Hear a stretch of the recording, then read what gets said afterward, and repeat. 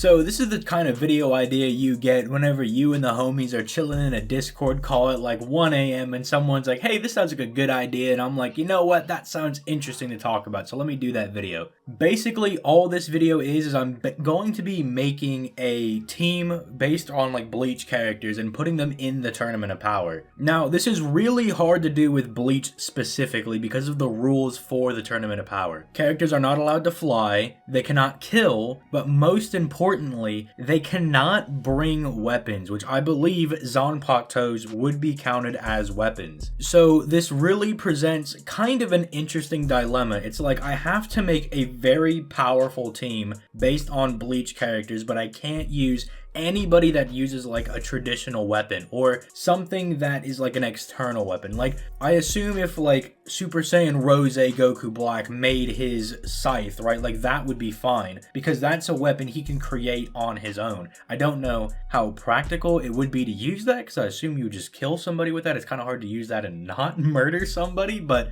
I would assume it would be allowed because they were saying you couldn't bring external weapons, but as long as you could make it yourself, you could use it. Now, does bring into question why Master Roshi can bring the little pot and ceiling thing for the Mafuba. I mean, I'm not really going to touch that and get into that at all. But yes, I think I've made a pretty solid team for the Tournament of Power. Now, this is not supposed to be like a Bleach versus Dragon Ball Super thing. Like, I'm not going to be like, well, I brought like Noi Tora because I think he's strong enough to take on... Like, no, I'm not doing any of that. We're not going to really get into a lot of the power scaling. I'm just doing this more for fun. To be like, this is what I think a good team would look like. This is a good, strong, cohesive team that I think has a very good shot of winning. Now, the only restriction I'm really putting on myself is that I'm not going to be bringing Yuha because I think that just takes a lot of the fun out of it. If you want to make your team, like, I encourage you to comment down below, you know, and drop like what you would want your team to look like. Go ahead, use Yuha if you want. I just find it personally to be very boring because Yuha is like the embodiment of like what 30 of the other Stern Ritters, right? So using him pretty much invalidates bringing anybody else. Like, if you wanted to bring Bazby, why would you bring Bazby when Yuha is just Bazby plus all of the other Stern Ritters, right? So I'm not going to be bringing Yuha because I kind of want to have some level of creativity here, but obviously there will be some pretty strong characters in the list. It's just Yuha himself is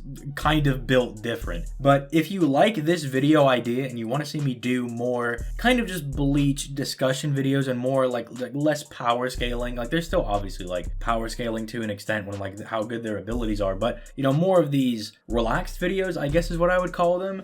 Be sure to leave a like on this video, comment what you would have your team be in the comments down below, and also leave suggestions for future videos. But with that being said, let's go ahead and jump right into this video. So I think character number 1 and 2 are very easy for me to pick. That's going to be Retsu Unohana and Orohime. Now, I don't need Unohana to go into her like mommy dommy spurg form. I need her to stay in base and be normal because her ability to use Keto is going to be very, very good here because that's going to allow her to actually attack without using her Zanpakuto. It's going to allow her to attack from range, and it plays into her healing ability that is like almost as good as Orohime's. Remember that Hiyori got chopped in half and was basically dead, like she was just a corpse, and then Unohana came along and healed her like hours after she had initially been cut in half. She's a very, very good medic. She also healed all of the other captains that got messed up by Aizen, by the way. Unohana's healing ability is very slept on. But then something else that I think is very good for Unohana is that if she is allowed to bring her Zanpakuto, using its Shikai would be very, very powerful in this tournament because Minazuki has the ability to fly itself, and that is allowed. You are allowed to fly if it's like a natural biological function, like you have wings or something. So Unohana herself could just be flying around on Minazuki, blowing people up, sucking up team members and healing them inside Minazuki's guts. And then if someone like falls off, Minazuki could fly over and scoop them up. So not only does she bring other people back into the fight with her healing ability, has the ability to support others in combat with Keto, Naruto, but she can also save people from falling out of the ring with Minazuki, and that's the same reason I picked Orihime as well. Now, Orihime might not have the desire to like hurt somebody or fight anybody, but thankfully this is not a tournament where you need to kill somebody, so that actually helps Orihime out a lot. Secondly, her healing ability. She was able to restore Grimmjow's arm that Kaname erased from existence. So I think in the Dragon Ball Super Tournament of Power, she would be able to heal anybody's injuries. She brought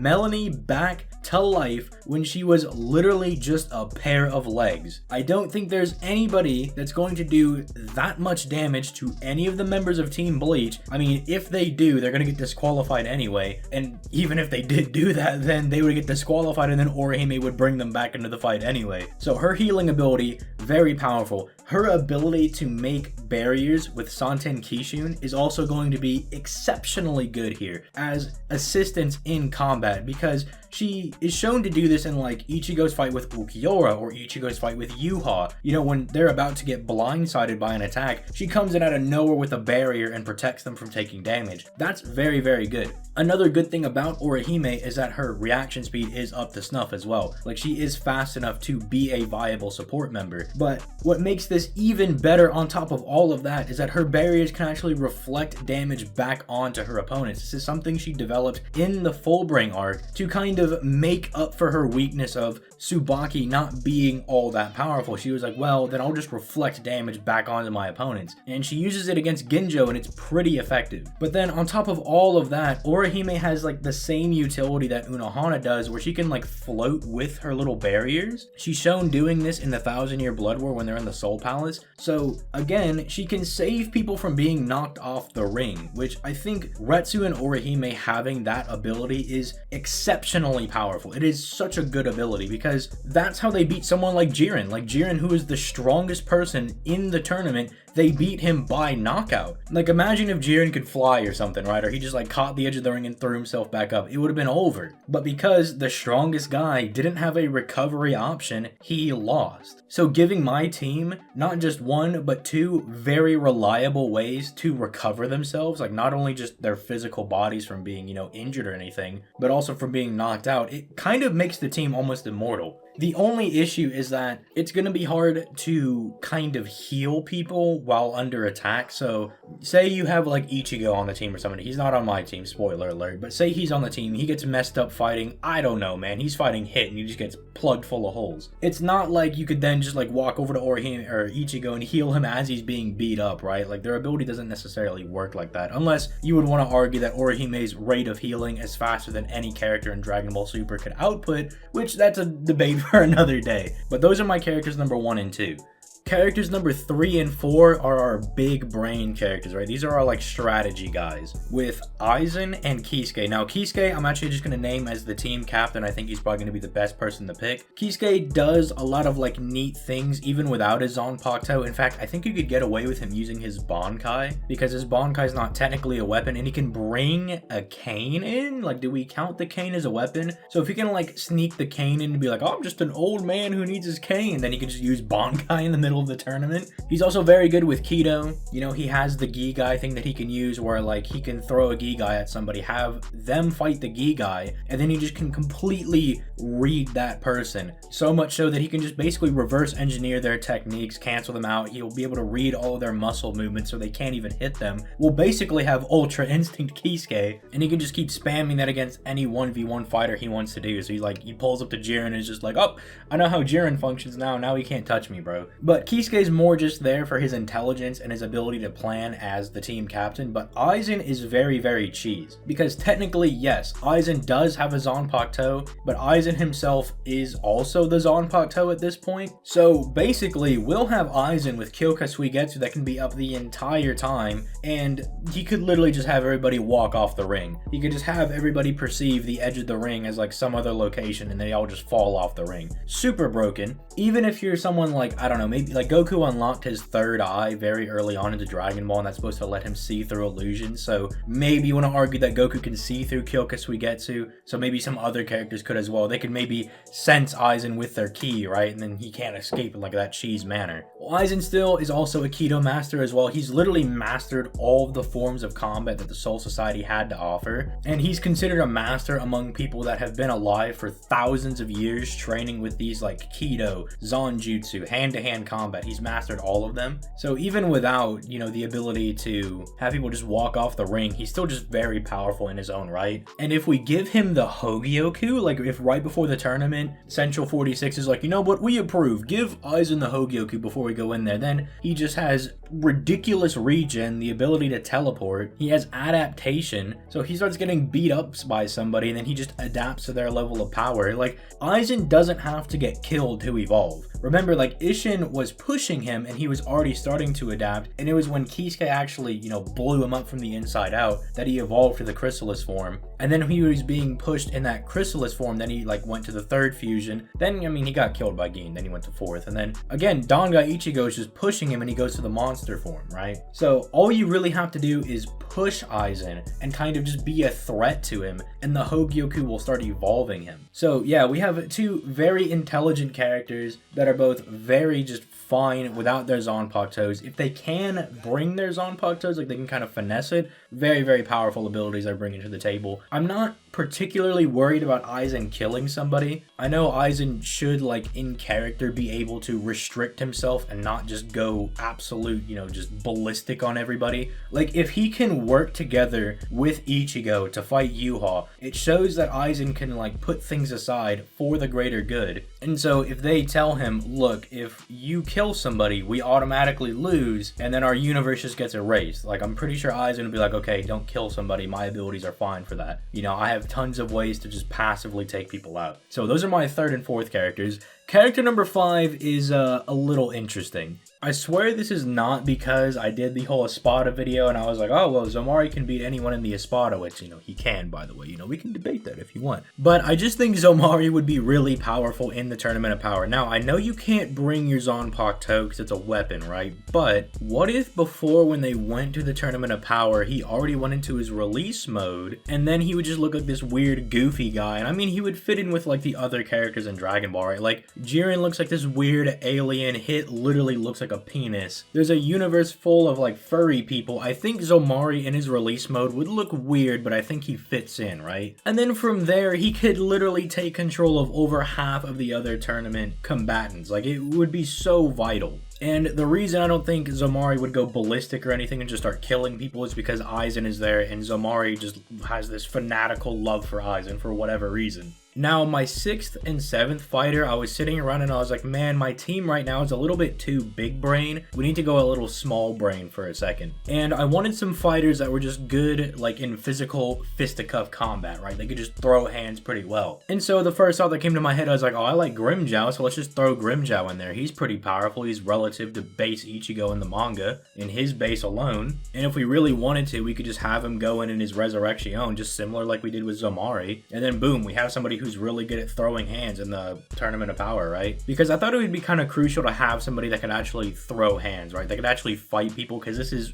Dragon Ball, right? It's nice that we have all these people that can shoot laser beams and have weird abilities, but I think it's also nice to kind of round the team out a little bit. So Grimmjow was a pretty easy option to go with for someone that could throw hands. Now, the other one was Yoruichi, and I'm not gonna lie, it's just because Yoruichi's really hot. Like, that's really the only reason that we're throwing her on the team. Like, yeah, she's also good with her hands. She's also pretty quick, you know, she has the lightning cat form and she can like spurt around the battlefield, but it's like ultimately the reason we picked like Yoruichi over like Yamamoto, who's also good in hand-to-hand combat, is because Yoruichi's hot and it makes my team look cooler, right? But it wouldn't be a truly well-rounded Bleach team without any Quincy's on it now, would it? Now, it's kind of hard to pick some Quincy's to throw on the team because, well, Askin's pretty powerful, but I don't know how he's supposed to not murder everybody in the Tournament of Power. Pernida might accidentally kill somebody. Lille is just a weirdo, so I don't really want to bring him either. And then when you start, like, going through the other tournament, you're like, I mean, I could bring Pepe. His ability's pretty good, but I don't want people to think my team is weird bringing Pepe, right? So ultimately, I just decided I'm going to bring Gerard and Uryu, right? Gerard literally just keeps getting stronger throughout the entire tournament as he gets beat up, right? So even if my entire team of Bleach characters is just infinitely weaker than everybody in Dragon Ball, then Gerard will just start absorbing damage, keep getting bigger, and ultimately, like, he actually might force everybody else to lose. Because imagine Gedard gets so big that he breaks the tournament stage, and then I just have like Orihime and Unohana just floating around, right? And they're just like, that's funny, everybody else fell because Gedard broke the ring and everybody else got knocked out, but we're completely fine, right? So I see Gedard as just like a damage sponge, right? Like I don't need to worry about healing him because he just takes damage and converts it to power. So we can just let Gedard just run loose, right? He doesn't even need his sword and shield, right? He doesn't even need them. He'll just keep absorbing damage. Who cares? And then Uryu, I mean, is also very nice because imagine I just let Uryu get beat up by like, I don't know, just any random character, and then he just looks at Jiren and is like, you take that damage now. I know I keep talking about Jiren because he's like the strongest character in the tournament, but like anybody else applies. I don't know. Hit. Let's say Hit is giving my team trouble. We could even have something where like Grimmjow stabs Uryu, and then Uryu takes that stab and puts it in Hit, right? And so you could literally just infinitely now I don't think that's a very good idea, right? To have your characters like fighting amongst themselves and then redistributing damage, but it could work, right? Or like, you know, you could cripple characters and they don't have a way to heal. Like I don't think anybody on Universe 6 could heal Hit if I like transferred a stab wound into him. In fact, I don't think most of the characters in the Tournament of Power could really deal with it because Dragon Ball Super is not exactly as raw as Bleach is. Like, no offense, but it's really just like punch, punch, kick, kick. They don't really like impale people and then like deal with that damage. There's also the fact that I think Uryu should be fine to use his bow and arrow because Gedard, it really doesn't matter that he can't bring his main weapon. But Uryu, outside of the antithesis, really kind of needs a weapon to be a fighter. But since he can like project a bow, like even very early on in the series, he could project a bow with his own spirit energy, that should be fine, right? Kind of like the Rose example. It should just be like him projecting something with his own power, should be fine. Like if you can use a Kamehameha, you should be able to fire Quincy arrows, right? Even though Quincy arrows like have existence erasure and stuff. I mean, it's a bit more powerful, but you get what I'm saying. Like you should be able to still use it. And then finally, my 10th slot is kind of like a meme slot. I was like, I just want a team mascot basically. And I was gonna go with Ganju because I actually like Ganju a lot. But I was like, nah, let's go with Cone because Cone just has infinite meme potential. He's funny as a mascot. And I just think it'd be really funny to have like my team just standing all like side by side, right? And then in the middle of all of them is just like Cone with a little cape, right? I just think that'd be super funny. So that's kind of why I just slapped Cone in there for number 10. But if you guys enjoyed this video, again, leave a like and subscribe because I really liked thinking this video out and being like, who would I bring to the Tournament of Power with these restrictions? Because it's not like I could just be like, I'll bring Ichigo, because like Ichigo without his swords is not very good. Like he knows how to fight, but he's not the best, right? So I enjoy doing this video. If you want me to do like more of this stuff, I need to see it get support. So, you know, like, subscribe, comments, like all that really helps. The engagement shows me that you guys really like this video. If you want to further support the channel, click that join button. You can become a channel member. You get the ability to see past debates and debates that I will upload in the future, past live streams. You get all these emotes. You get access to special Discord chats. You get a whole bunch of nice stuff, right, with being a channel member. And then finally, there's my Discord and my Twitter. Those are like my social medias if you want to kind of get in contact with me. I usually just tweet random stuff on Twitter. I might tweet out like video ideas that I'm having over there, right? Like I'm gonna just throw videos over there and just be like, I'm thinking about doing this. What do y'all think about it, right? But Discord is definitely the place to go if you have problems with any of my videos and you like want to debate on them, or maybe you just want to discuss them, right? That would be the place to go to like talk with me directly about something. There's also debate channels in there. So if you're someone that enjoys debating and maybe you want to sharpen your skills, we have chats for people like that who, you know, want to debate and get better. We hold tournaments and stuff in there. But with all that being said, I hope you guys enjoyed, and I'm gonna go ahead and get out of here. You guys have yourselves a nice day. Peace, late guys.